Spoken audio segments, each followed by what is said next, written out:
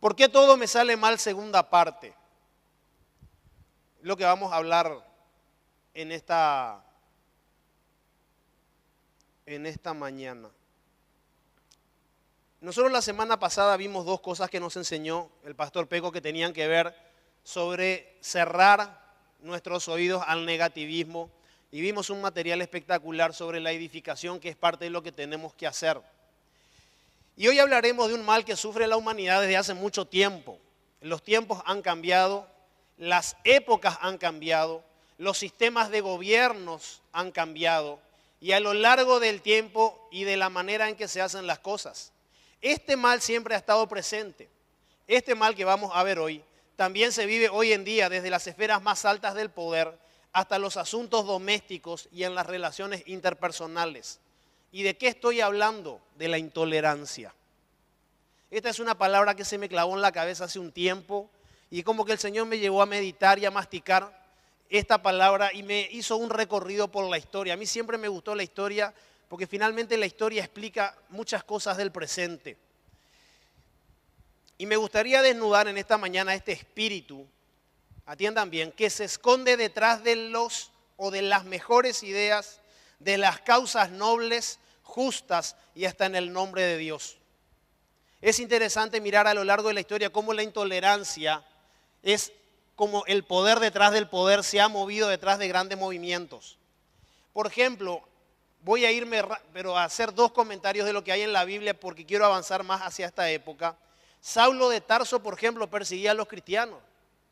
Una de las características que él tenía como judío era que él era un perseguidor de los cristianos. Él después se terminó convirtiendo en cristiano, pero era un tipo sumamente intolerable. Jesucristo fue víctima de la intolerancia religiosa. Si ustedes miran las conversaciones que tenían los religiosos de la época, el nivel de intolerancia que había en esa gente era tremendo. Ahora, viniendo un poco más adelante, le quiero mostrar algunos datos históricos sobre cómo este espíritu no necesita de nada más que una buena razón para cometer crímenes. Las cruzadas, y voy a hablar del inicio de la Guerra Santa, ni más ni menos. Y les voy a hablar de todo esto porque esto explica mucho hoy por qué la gente no quiere saber nada de Dios. Porque en el nombre de Dios se han hecho muchas cosas feas. Las cruzadas fueron una serie de campañas militares impulsadas por el papado y llevadas a cabo por gran parte de la Europa latina cristiana, principalmente por la Francia de los Capetos y el Sacro Imperio Romano. Las cruzadas, con el objetivo específico inicial de restablecer el control cristiano sobre Tierra Santa, se libraron durante un periodo de casi 200 años, entre 1095 y 1291. Más tarde, otras campañas en España y Europa Oriental, de las que algunos no vieron su final hasta el siglo XV, recibieron la misma calificación. Las cruzadas fueron sostenidas principalmente contra los musulmanes, esos eran los infieles de la época, aunque también contra los eslavos paganos, judíos, cristianos ortodoxos griegos y rusos, mongoles, cátoros, husitas, valdenses, prusianos y principalmente contra los enemigos políticos de los papas. Las cruzadas tomaron votos y se les concedió la penitencia por los pecados del pasado, a menudo llamada la indulgencia. Y acá empezamos a ver cómo este espíritu, ya unos cuantos siglos adelante, ni más ni menos que en el nombre de Dios empieza a sacrificar gente. Inclusive a los mismos cristianos que vivían en toda esa zona que hoy se le conoce como la zona de Israel o Palestina. Vamos un poco más adelante, unos siglos más adelante, pero poquito nomás. La Inquisición española, de 1478 oficialmente hasta 1833, duró más de 350 años. Fue autorizada por el Papa Sixto IV. Se creó para liberar a España de los herejes y lograr la unificar la nación bajo una sola bandera, una sola corona y una sola religión. Es considerada como una de las prácticas más atroces de la historia. Juan Antonio Llorente, que él nació en 1756 y murió en 1823, es ciertamente un personaje peculiar. Tras pertenecer él mismo a la Inquisición como comisario del Santo Oficio y secretario supernumerario de la Inquisición de Corte, escribió Historia Crítica de la Inquisición Española, para quien, este señor, el total de procesos habría rondado los 300.000, con 31.192 personas quemadas vivas. ¿Todo por qué? Porque eran herejes. Y en el nombre de Dios se perseguía a esa gente y se las prendía a fuego. Y se les hacía un juicio en el cual prácticamente no tenían derecho a la defensa. En esa misma época, la conquista de América, con ese mismo espíritu, se colonizó América a un costo de 50 y 100 millones de personas que pertenecían a los pueblos originarios. Hasta hoy los historiadores no se logran poner de acuerdo en cuánta gente fue sacrificada en el nombre de Dios. Desde que se comenzó a colonizar América del Norte, América Central y América del Sur. El genocidio americano que le dicen en el norte y lo que es el sudamericano, también de las culturas aztecas, incas, los mayas. Hasta hoy no se sabe el número. Se estima que en las minas de Bolivia murieron más de 6 millones de personas. Y todo esto es una cuestión histórica y cultural que tiene que ver y afecta demasiado nuestro presente, porque todo eso, la mayoría de esas cosas se hicieron en el nombre de Dios en contra de los infieles. Vamos a venir un poco más adelante y les voy a hablar de un caso que capaz que ustedes no conocen, el genocidio en contra de los armenios. El genocidio armenio, también llamado holocausto armenio, el gran crimen, fue la deportación forzosa y exterminio de un número indeterminado de civiles armenios, calculado aproximadamente entre 1,5 millones y 2 millones de personas por el gobierno de los jóvenes turcos en el Imperio Otomano tan solo en 7 años, entre 1915 y 1923. Intolerancia en su máxima expresión. 2 millones de personas, el 30% de la población de Paraguay exterminada en 7 años. Y esto sucedió no hace más de 100 años, entre 1915 y 1923.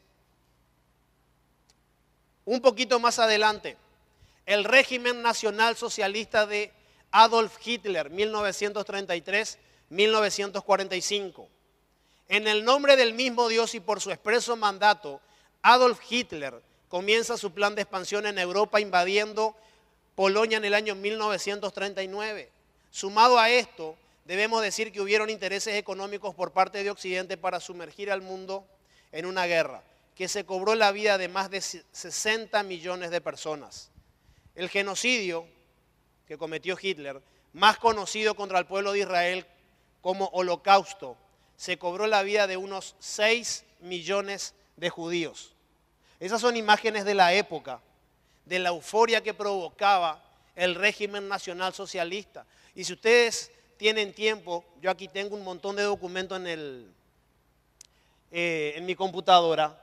Estas manifestaciones reunían a 500.000 personas. En los discursos de este señor decía: a mí Dios me ha encomendado restaurar la nación.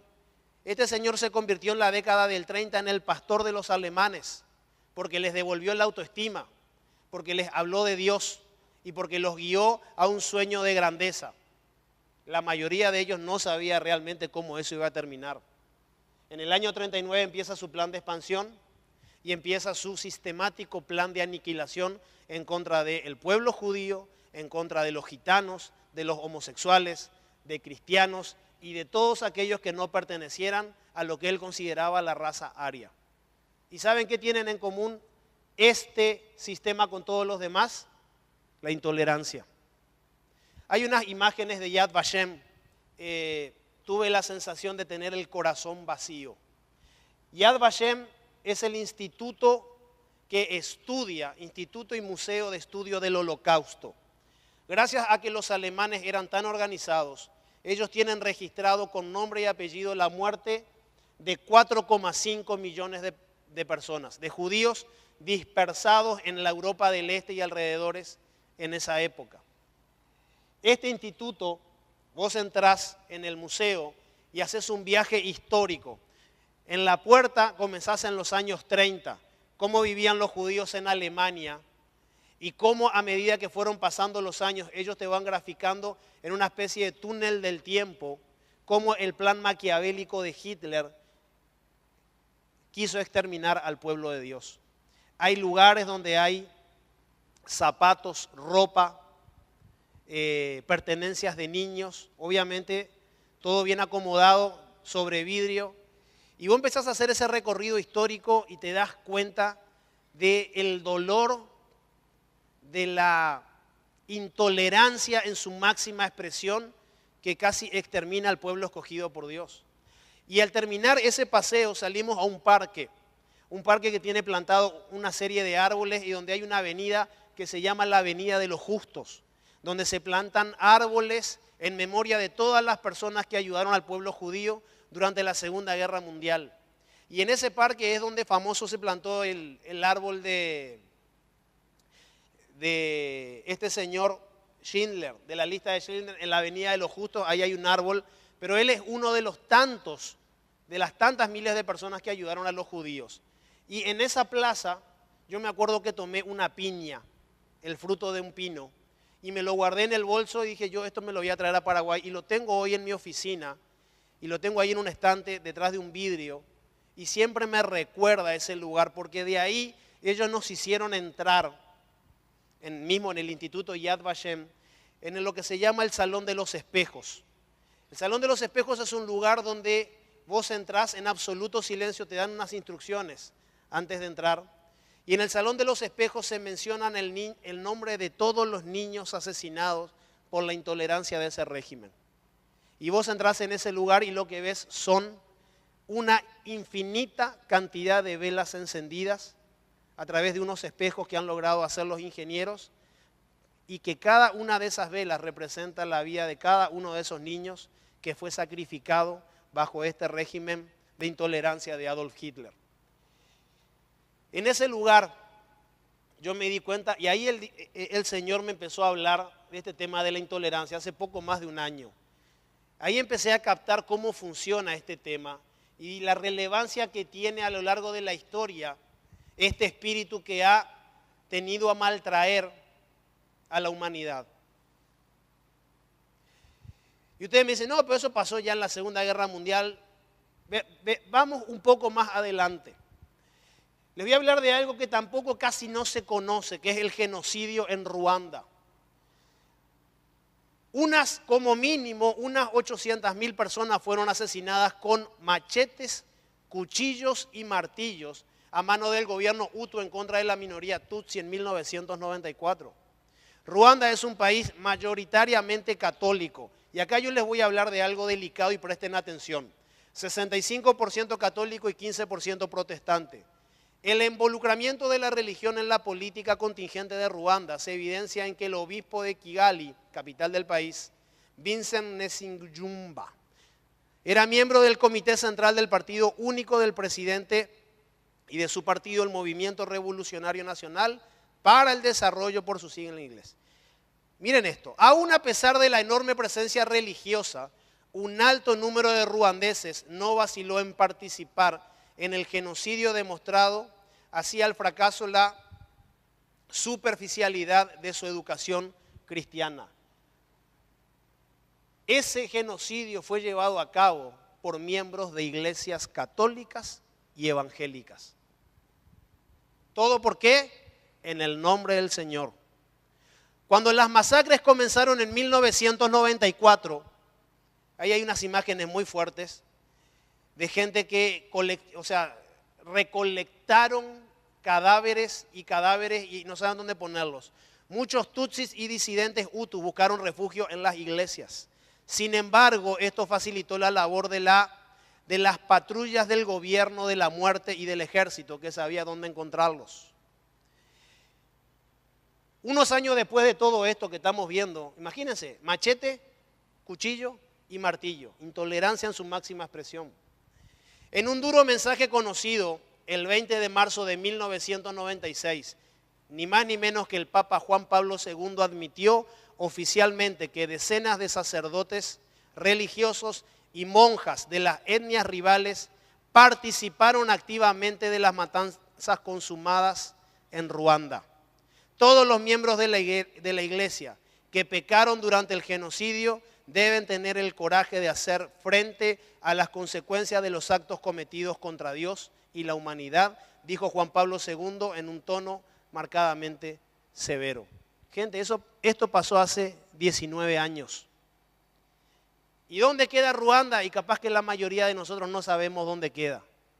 Pero este espíritu de intolerancia conoce la geografía, conoce las regiones, es el príncipe de maldad de este mundo y va a agarrarse de cualquier cosa para matar gente.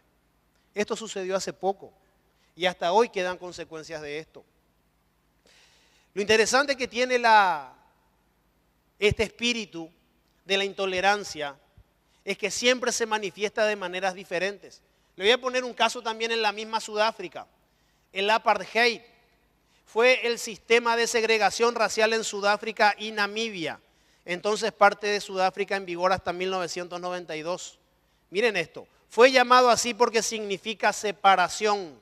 En afrikaans, lengua germánica derivada del holandés, hablada principalmente en Sudáfrica y Namibia, que disponía que en ese país habían 4 tipos de personas: blancos, negros, indios y mulatos. 4 categorías. Y eso es lo que hace la intolerancia. La intolerancia lo que hace es segmenta a las personas. Determina qué clase es, qué clase no es, si es blanco, si es negro. Nelson Mandela estuvo 30 años preso bajo este régimen. Y hoy en día, después se convirtió en presidente de Sudáfrica. Y hoy en día es uno de los hombres ejemplares del siglo XX. Ahora, estudiando este tema de la intolerancia, llegamos a la fecha de hoy en día, entre tantas cosas que hay.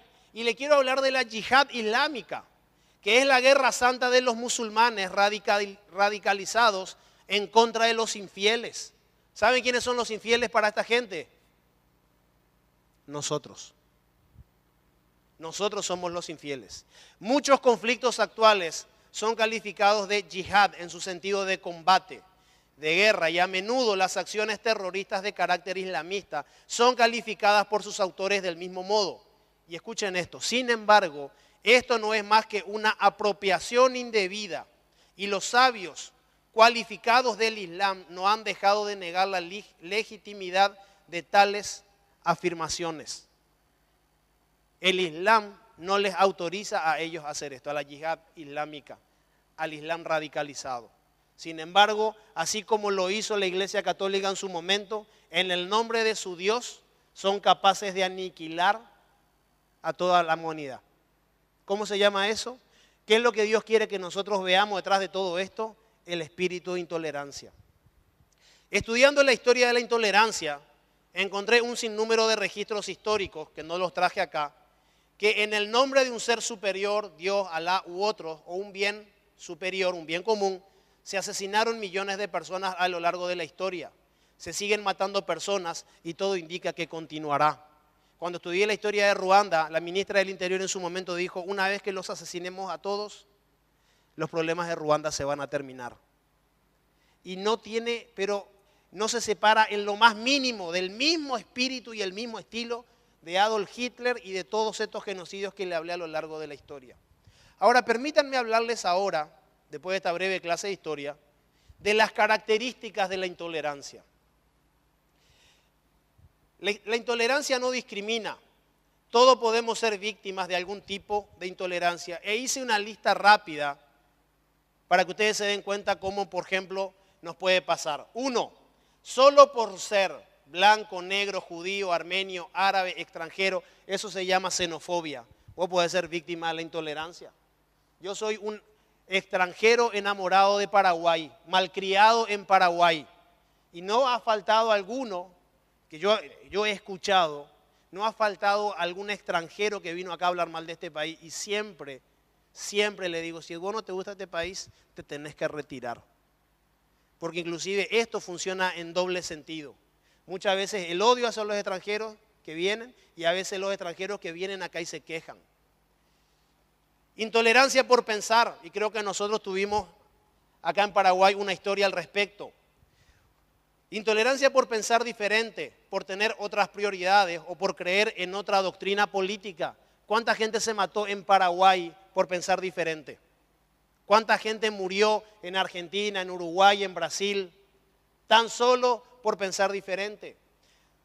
Tercero, por dedicarse a algo diferente. Yo conozco la intolerancia en contra de los abogados, de los pastores, de los sacerdotes, de los artistas, de los bailarines. Dice, no, los abogados son todos unos ladrones. Acá tenemos abogados y no son ladrones. Los sacerdotes son todos unos pedófilos. No, señores, no es así. Cuarto, la intolerancia te puede suceder por no tener un título académico. Si no tenés un título, no sos nadie. Me acuerdo que una vez presenté una charla de capacitación y el tipo me dice, ¿y usted quién es para venir a enseñar esto? ¿Y saben lo que le respondí? Dije, yo vengo a enseñar esto porque esto no se enseña en la universidad. Me quedó mirando el tipo y no me dijo más nada. Obviamente que no llegamos a buen puerto, ¿verdad? Pero la intolerancia está en nuestra sociedad. Por escoger una orientación sexual diferente. Y acá no voy a decir ninguna palabra. Hay mucha gente que tiene una orientación sexual diferente y muchas veces en el nombre de Dios se le discrimina a esa gente y eso está mal. Por no tener dinero también te discriminan. No estás a mi nivel, es clasismo, el mismo espíritu. Así como en Sudáfrica, blancos, negros, mulatos, tiene un poco, tiene menos, no tiene nada. 7, por tener poco dinero. Hay gente que dice, esos ricos son todos iguales. Eso también es intolerancia, es discriminación del otro lado. Por tener un apellido, por no tener un apellido conocido. ¿Quién lo que es fulano de tal? Y estas son señales de que la intolerancia muchas veces está dentro nuestro. Siguiente. La intolerancia se impone sobre la razón, sobre el sentido común. Ayer estuve de viaje con un señor que ha circulado por varias iglesias. Y se fue a un evento de una iglesia evangélica y me dijo, mira, te voy a decir algo. Me encantó el marketing. El marketing me encantó, todo lo demás es curro. Le digo, ¿y por qué decís eso? Y empecé a hablar con esta persona que me dijo que todo lo que le parecía de eso estaba bien, pero que era para sacarle dinero a la gente. Y yo me reía porque le conozco a esa gente y a esa actividad, y después seguimos hablando un rato más. Entonces llegamos al punto y le digo, ¿vos crees que Dios tiene sentido común? Y claro, me dice, Dios no es esquizofrénico. Y muchas veces la ausencia del sentido común produce intolerancia. Muchas veces lo que falta es sentido común para analizar las cosas con criterio. La intolerancia se disfraza de razones correctas, minimizando el costo, que por lo general son vidas. El fin justifica los medios. La intolerancia usa doctrinas de orden político, religioso, para llevar a cabo sus cometidos. A la intolerancia, a este espíritu, no le interesa cuál es la doctrina, con tal de cometer su fechoría. En los últimos tiempos, hemos visto cómo la intolerancia se ha instalado en los colegios y en los deportes. Hay un caso de alumnos de un colegio que se pelean contra otro. El nivel de intolerancia en el colegio, y acá estoy bajando todo lo que dije a nuestra sociedad. Vos ves a veces las cosas que se dicen los chicos en los colegios. Te voy a matar, yo soy de tal colegio, voy a morir, le vamos a matar a todos. Y vos los escuchás y tratás de captar el espíritu que está detrás de eso y te asusta. Cerro Porteño versus Olimpia. La otra vez mataron a un hincha. Y le voy a decir algo, la intolerancia cambia hasta tu lenguaje. Yo escuché esto, se murió un cerrista, mejor uno menos. Eso es un espíritu de intolerancia. ¿Cómo va a alegrarte por la muerte de un cerrista o de un olimpista? Gente, por favor, despertemos. No, cerro no te va a dar nada en la vida. El día que vos estés en terapia intensiva, Dios no lo permita, que tengas un accidente, que te encuentres en una situación grave, Cerro, ni Olimpia, ni nadie va a hacer nada por vos. El único que puede hacer algo es el Dios de la vida. Y muchas veces la gente es víctima de estos espíritus, de este espíritu de intolerancia. Dice, yo voy a morir luego por Olimpia. Un cerrista menos, mejor. Eso es intolerancia. Y creo que lo más grave que podemos decir sobre esto es que en las mismas familias este mal no ha desaparecido. Yo hice una síntesis histórica, social y cómo anda la intolerancia en la familia. A mí me llama tremendamente la atención cómo mi relación matrimonial con mi esposa mejoró desde el día que nosotros hicimos un pacto de amistad. Un día nos dimos cuenta que tanto ella como yo éramos sumamente tolerantes con nuestros amigos. Y sin embargo entre nosotros no nos perdonábamos ni una. El nivel de intolerancia que a veces teníamos era tremendo. Y es como que Dios le bajó así la ropita y dije, no, esto no puede ser. Este espíritu por lo menos en mi casa no va a gobernar más. Entonces hicimos un acuerdo con mi señora. Un acuerdo de, además de ser esposos, llevar un proyecto de familia adelante, ser padres, ser buenos amantes, decidimos ser amigos. Y nuestro nivel de tolerancia creció tremendamente. ¿Saben por qué? Porque desterramos de casa la intolerancia.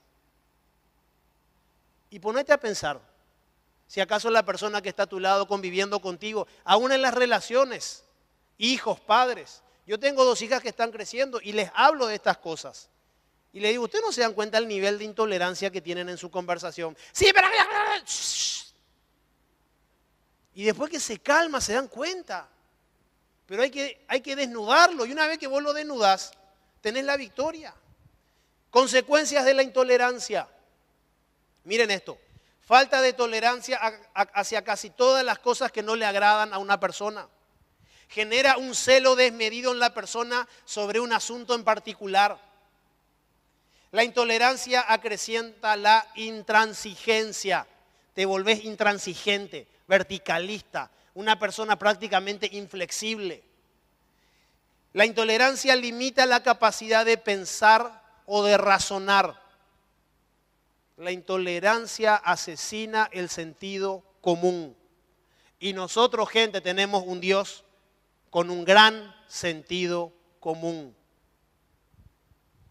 La intolerancia es el combustible de la soberbia. ¿Qué alimenta la soberbia? ¿Qué alimenta la arrogancia? Pónganse a pensar.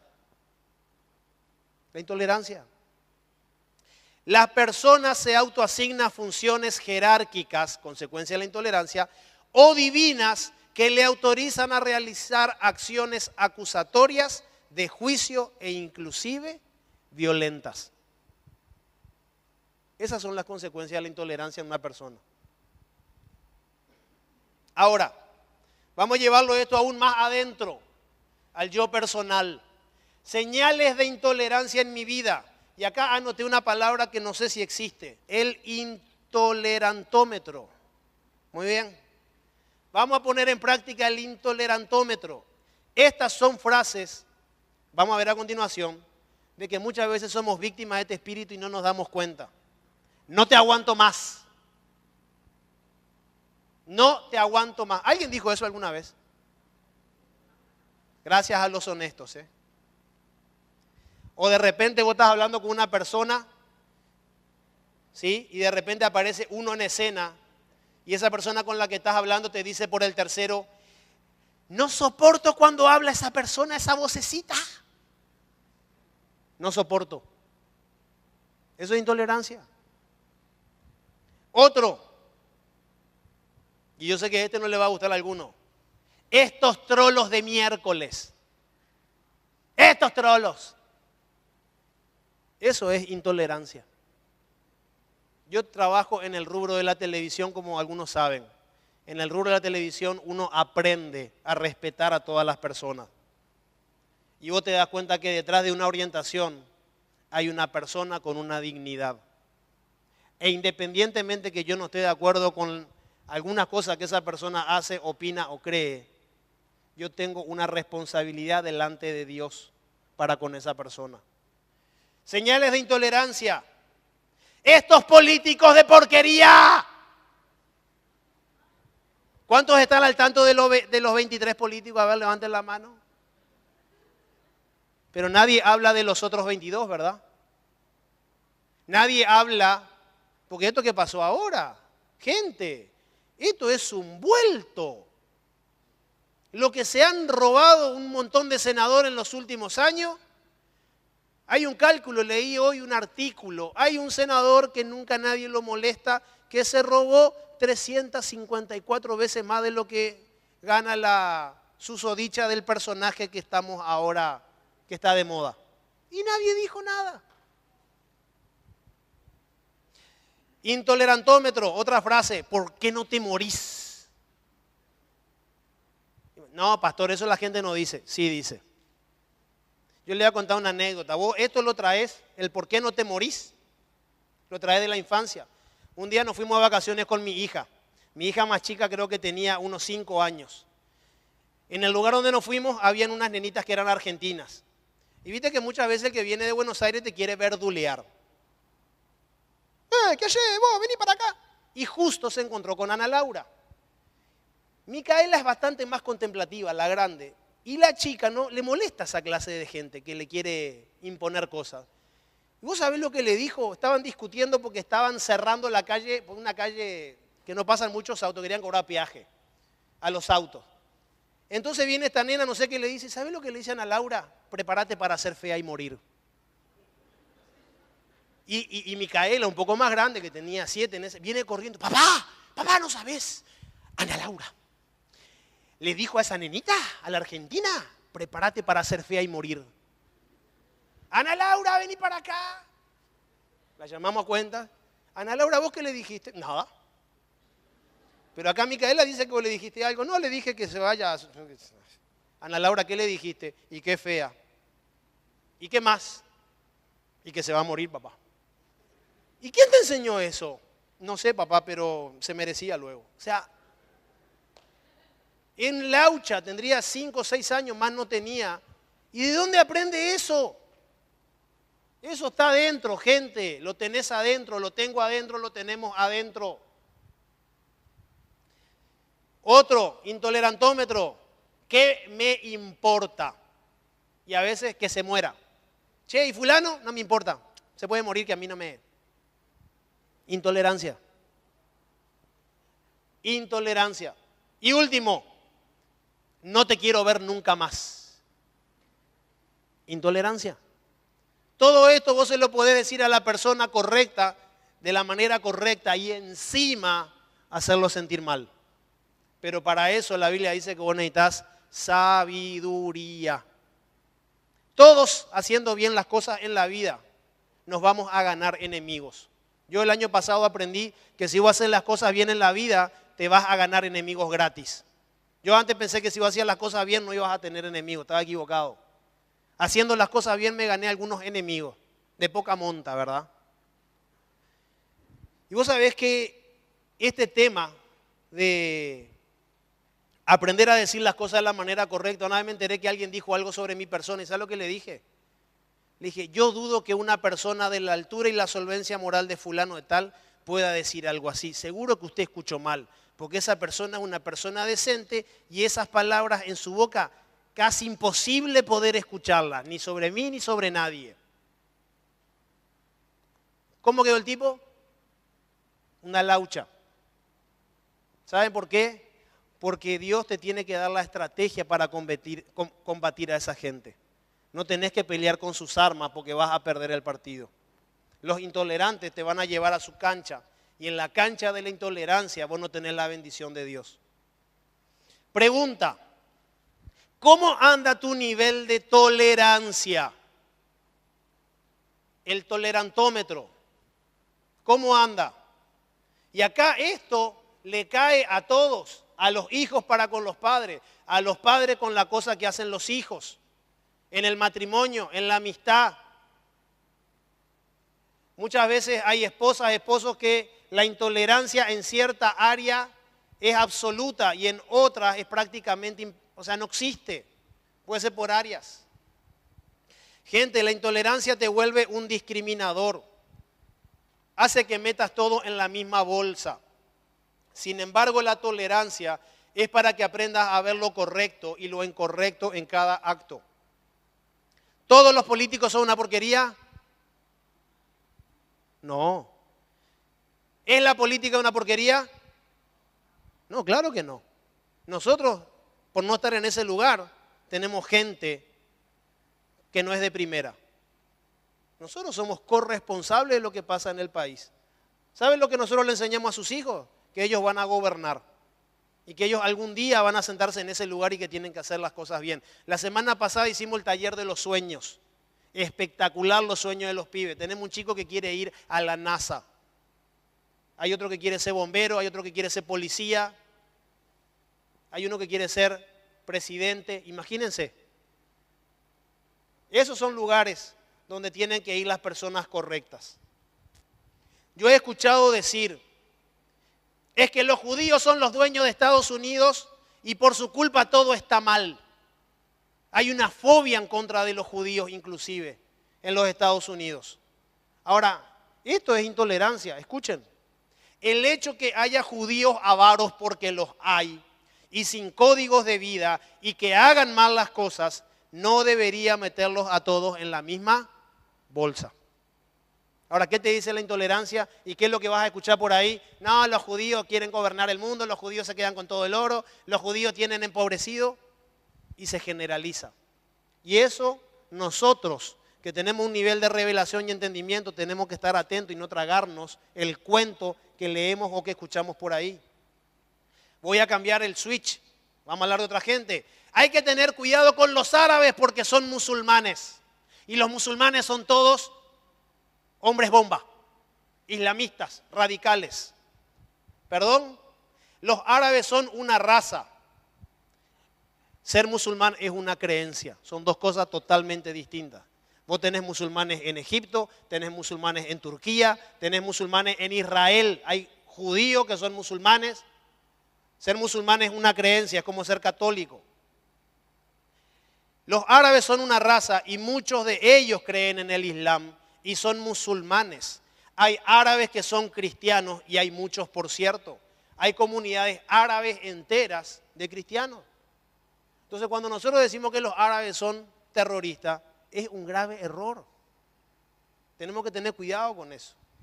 Que haya algunos musulmanes radicalizados y que algunos de ellos sean árabes no hace a todos los árabes terroristas.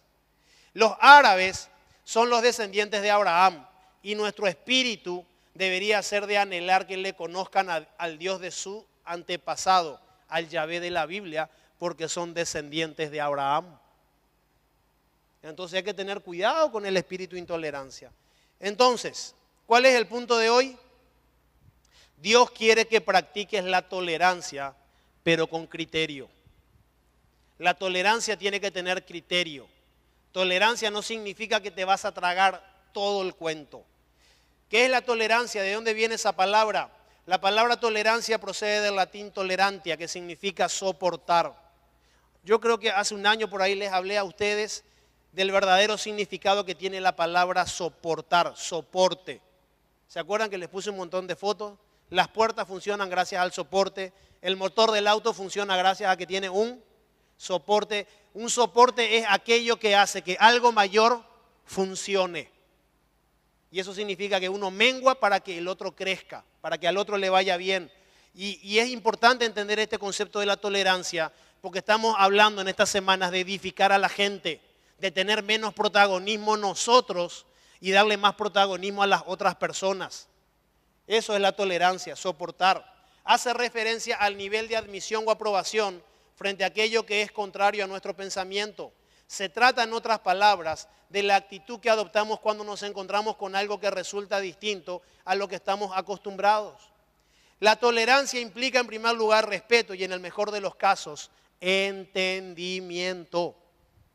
Hay que destacar que, pese a que la tolerancia invita a respetar y comprender las creencias de los otros, no supone aceptar aquellas que avasallan los derechos de los demás. Si un sujeto defiende convencido de la supremacía racial, por ejemplo, y busca el exterminio de quienes son diferentes, de ninguna manera significa que hay que tolerar su postura. Y así como muchas veces uno se encuentra con personas que son están radicalizadas y son intolerantes de su iglesia. Usted encontrará con gente que es recontra intolerante. Y vos sabés que a esa gente yo le pedí un día al Señor, le digo, Señor, ¿cómo le respondo a esta gente? Porque primero que yo no tengo intenciones de cambiar su pensamiento.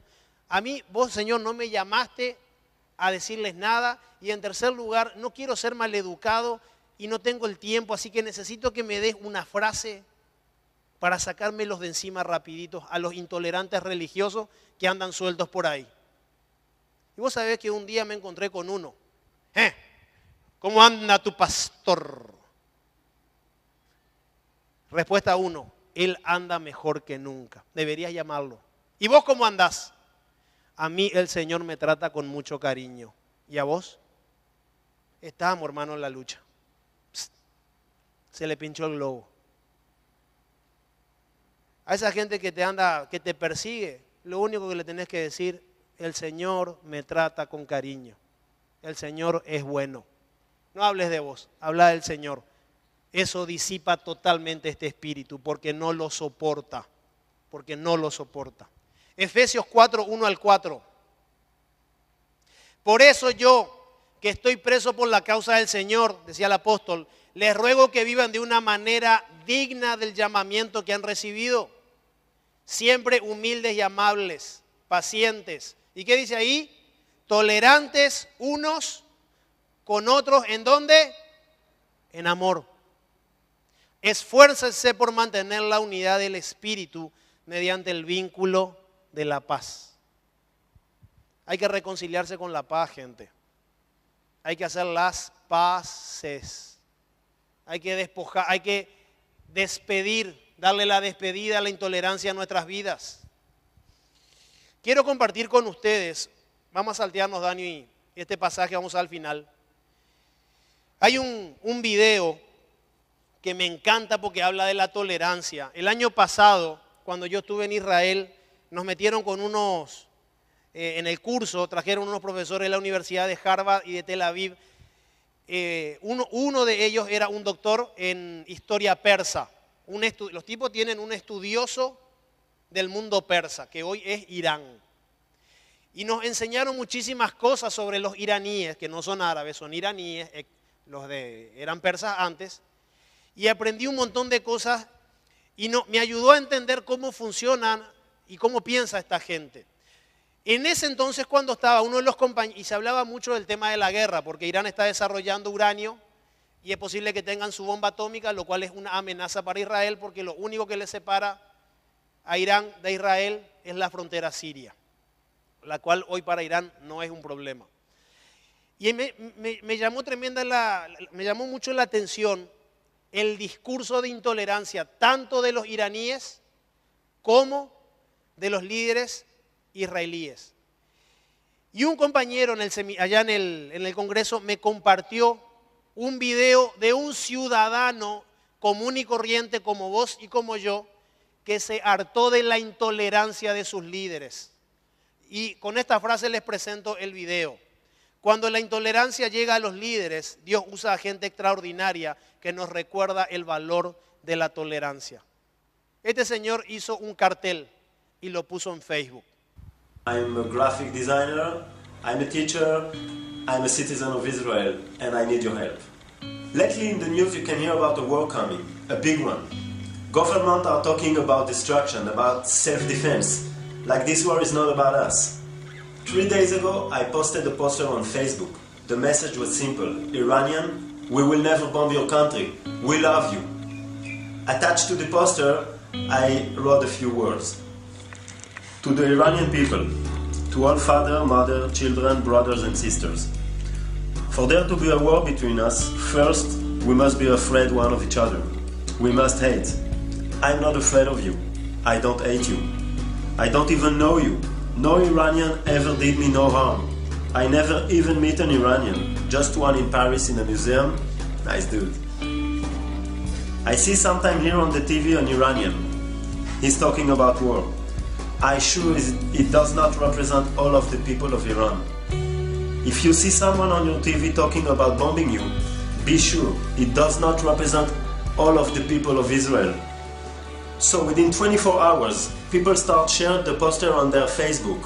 Within 48 hours, the Iranian people start responding to the posters and share back their love to us. Hundreds of messages arriving from Iran telling the Israeli people, we love you back. The day after we were on TV, on newspaper, proving that the message was traveling fast. Okay, now we want to make sure that the message reach everybody, not only in the Facebook community, but everywhere. This is a message by the people to the people. So please donate and help us spread this message. Thank you. Vale un aplauso, ¿verdad? Un diseñador gráfico que dijo, yo no estoy de acuerdo con la intolerancia de mi líder, y puso un cartel en Facebook que dijo, iraníes, los amamos. Y esta historia es un poco más larga porque hoy en día, ¿qué pasó? Los iraníes empezaron a mandarle, porque en Irán hay tengo un amigo que es politólogo en Brasil que estuvo en Irán, y él me contó, en Irán hay algo que se llama la policía religiosa. Él estuvo en Irán, primero estuvo preso solo por llegar a Irán, y encima era invitado en la embajada, y después le dieron un mapa por donde él podía circular en Irán.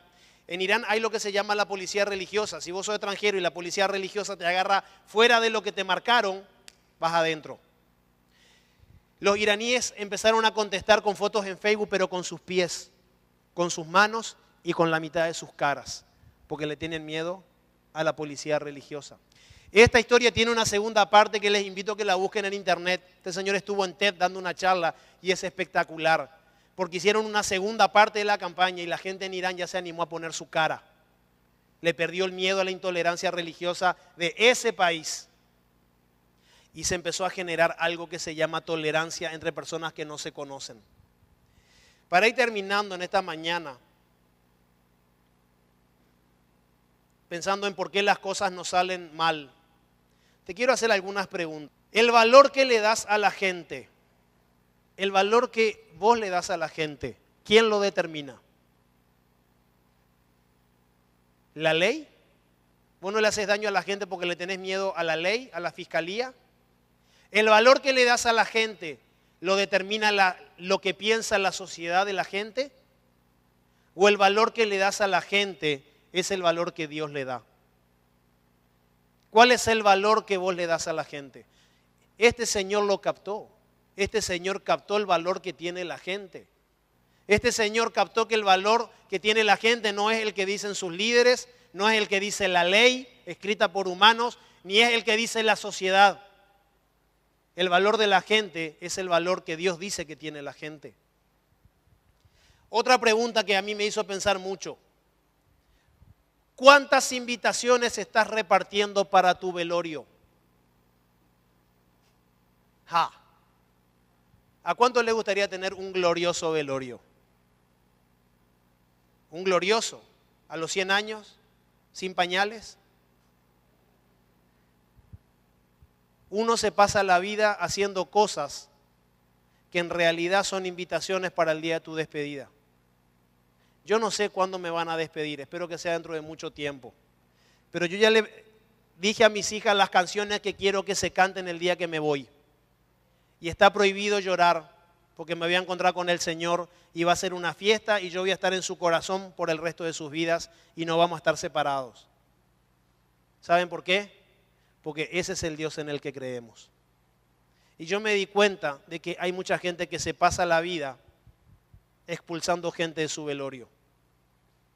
Cuando una persona querida parte, cuando una persona querida se va, ¿qué hace uno? Lo va a despedir. Lo va a despedir por respeto a su memoria, porque la Biblia dice, nunca te olvides de los amigos de tu padre. Ahí hay escondido una serie de principios espectaculares. Por respeto a la memoria y por respeto a los que quedan. Segunda pregunta, tercera en realidad. La primera es, el valor que le das a la gente, ¿quién lo determina? Segundo, ¿cuántas invitaciones estás repartiendo para tu velorio? Yo les aseguro que los intolerantes No tienen invitaciones para los velorios. ¿Saben cómo murió Hitler? Quemado por su oficial al mando. Lo prendieron fuego con nafta. ¿Saben cómo murió Stalin? ¿Cómo murió Gaddafi? No tuve tiempo de hablarle del genocidio, no sé si me lo salteé, que cometieron en Ucrania. Stalin, el enemigo de Hitler. Segunda pregunta, ¿cuál va a ser tu legado? ¿Cuál va a ser tu legado en la tierra? ¿Cómo? Y ahí viene la otra pregunta de la mano, ¿cómo querés que te recuerden? ¿Como una persona cómo? ¿Una persona tolerante o una persona intolerante? ¿Alguien que logró bajar la paz de Dios a la casa o una persona que vivió toda la vida en conflicto? ¿Por qué las cosas nos salen mal? Y a veces las cosas nos salen mal porque no nos hemos reconciliado muchas veces con la paz que hay en la Biblia, porque quiero avanzar más hacia esta época. Saulo de Tarso, por ejemplo, perseguía a los cristianos. Una de las características que él tenía como judío era que él era un perseguidor de los cristianos. Él después se terminó convirtiendo en cristiano, pero era un tipo sumamente intolerable. Jesucristo fue víctima de la intolerancia religiosa. Si ustedes miran las conversaciones que tenían los religiosos de la época, el nivel de intolerancia que había en esa gente era tremendo. Ahora, viniendo un poco más adelante, le quiero mostrar algunos datos históricos sobre cómo este espíritu no necesita de nada más que una buena razón para cometer crímenes. Las cruzadas, y voy a hablar del inicio de la Guerra Santa, ni más ni menos. Y les voy a hablar de todo esto porque esto explica mucho hoy por qué la gente no quiere saber nada de Dios. Porque en el nombre de Dios se han hecho muchas cosas feas. Las cruzadas fueron una serie de campañas militares impulsadas por el papado y llevadas a cabo por gran parte de la Europa latina cristiana, principalmente por la Francia de los Capetos y el Sacro Imperio Romano. Las cruzadas, con el objetivo específico inicial de restablecer el control cristiano sobre Tierra Santa, se libraron durante un periodo de casi 200 años, entre 1095 y 1291. Más tarde, otras campañas en España y Europa Oriental, de las que algunos no vieron su final hasta el siglo XV, recibieron la misma calificación. Las cruzadas fueron sostenidas principalmente contra los musulmanes, esos eran los infieles de la época, aunque también contra los eslavos paganos, judíos, cristianos ortodoxos griegos y rusos, mongoles, cátoros, husitas, valdenses, prusianos y principalmente contra los enemigos políticos de los papas. Las cruzadas tomaron votos y se les concedió la penitencia por los pecados del pasado, a menudo llamada la indulgencia. Y acá empezamos a ver cómo este espíritu, ya unos cuantos siglos adelante, ni más ni menos que en el nombre de Dios empieza a sacrificar gente. Inclusive a los mismos cristianos que vivían en toda esa zona que hoy se le conoce como la zona de Israel o Palestina. Vamos un poco más adelante, unos siglos más adelante, pero poquito nomás. La Inquisición española, de 1478 oficialmente hasta 1833, duró más de 350 años. Fue autorizada por el Papa Sixto IV. Se creó para liberar a España de los herejes y lograr la unificar la nación bajo una sola bandera, una sola corona y una sola religión. Es considerada como una de las prácticas más atroces de la historia. Juan Antonio Llorente, que él nació en 1756 y murió en 1823, es ciertamente un personaje peculiar. Tras pertenecer él mismo a la Inquisición como comisario del Santo Oficio y exterminio de un número indeterminado de civiles armenios, calculado aproximadamente entre 1,5 millones y 2 millones de personas por el gobierno de los jóvenes turcos en el Imperio Otomano tan solo en 7 años, entre 1915 y 1923. Intolerancia en su máxima expresión. 2 millones de personas, el 30% de la población de Paraguay exterminada en 7 años. Y esto sucedió no hace más de 100 años, entre 1915 y 1923. Un poquito más adelante, el régimen nacional socialista de Adolf Hitler, 1933-1945. En el nombre del mismo Dios y por su expreso mandato, Adolf Hitler comienza su plan de expansión en Europa invadiendo Polonia en el año 1939. Sumado a esto, debemos decir que hubieron intereses económicos por parte de Occidente para sumergir al mundo en una guerra que se cobró la vida de más de 60 millones de personas. El genocidio que cometió Hitler, más conocido contra el pueblo de Israel como Holocausto, se cobró la vida de unos 6 millones de judíos. Esas son imágenes de la época, de la euforia que provocaba el régimen nacional socialista. Y si ustedes tienen tiempo, yo aquí tengo un montón de documentos en mi computadora. ¿Por qué todo me sale mal segunda parte? Lo que vamos a hablar en esta mañana. Nosotros la semana pasada vimos dos cosas que nos enseñó el pastor Peco que tenían que ver sobre cerrar nuestros oídos al negativismo y vimos un material espectacular sobre la edificación que es parte de lo que tenemos que hacer. Y hoy hablaremos de un mal que sufre la humanidad desde hace mucho tiempo. Los tiempos han cambiado, las épocas han cambiado, los sistemas de gobiernos han cambiado y a lo largo del tiempo y de la manera en que se hacen las cosas. Este mal siempre ha estado presente. Este mal que vamos a ver hoy también se vive hoy en día desde las esferas más altas del poder hasta los asuntos domésticos y en las relaciones interpersonales. ¿Y de qué estoy hablando? De la intolerancia. Esta es una palabra que se me clavó en la cabeza hace un tiempo y como que el Señor me llevó a meditar y a masticar esta palabra y me hizo un recorrido por la historia. A mí siempre me gustó la historia porque finalmente la historia explica muchas cosas del presente.